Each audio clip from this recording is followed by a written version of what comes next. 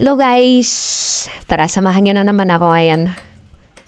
Maglinis tayo sa bubong ng bahay. So yun na nga guys, ginapangan na ng baging yung yung bubong ng bahay. Tagal na kasi natin hindi nakaakyat dyan. So ganun nakakapal yung baging. So, kailangan nating linisin kasi baka magbara dyan sa gutter. Baka pumasok pa yung tubig sa ceiling. At bumaha sa loob ng bahay. Ari tayo guys.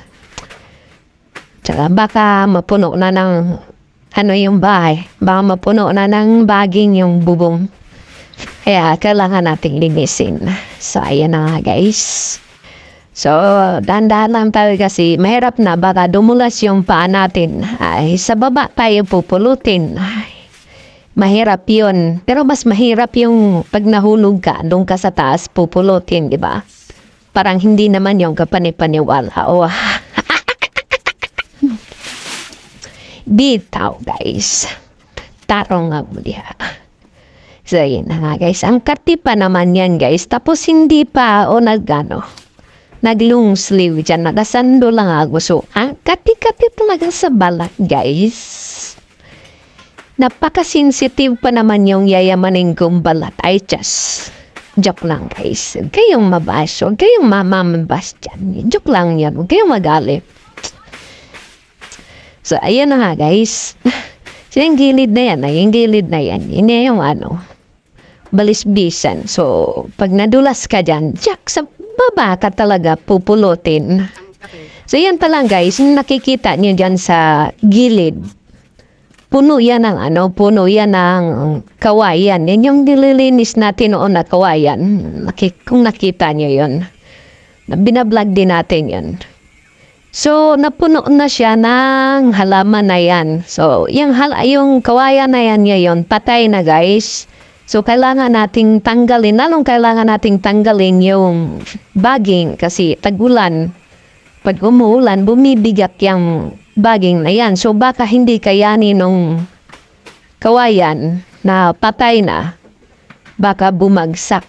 So, mas malaking problema yan. Baka doon pa tumama sa mga glass wall ng bahay. Kasi salamin kasi yung wall ng bahay, guys. So, posibleng doon tatama yung mga kawayan. Baka magkabasag-basag. So, kailangan nating bawasan. So, ayan na nga, guys. Baka gusto nyo akong tulungan. Tala, guys. Tulungan nyo ka.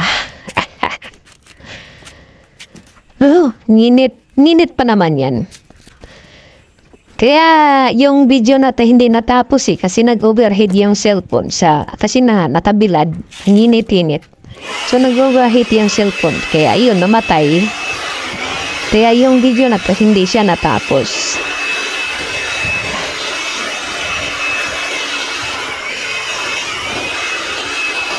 Dandahan lang Paul, baka madulas ka.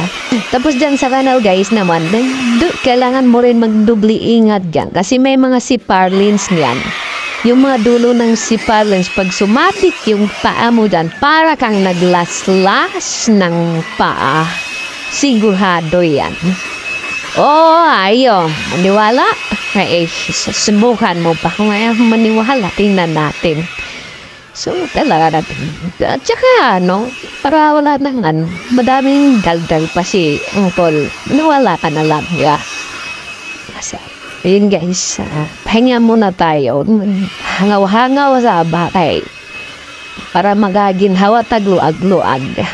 Katulog na ba kaya na niya, init pa yun. So, ayun na guys. Tatapusin na natin maya-maya. Satit lang naman yan. Ang problema ay nabot ng ilang araw yan bago ko nabalikan. Kasi nga, marami tayong ginagawa din sa baba. Marami pa tayong mga biyahe. Kaya nabot ng mga halos isang linggo din yan bago ko nabalikan. Actually, habang ginagawa ko itong ini-edit itong video na hindi pa yan tapos. Di ko ba yan natanggal yung mga dahon dyan sa gutter na naiwan. So, babalikan natin yan. Katapos, pagka meron na tayong panahon.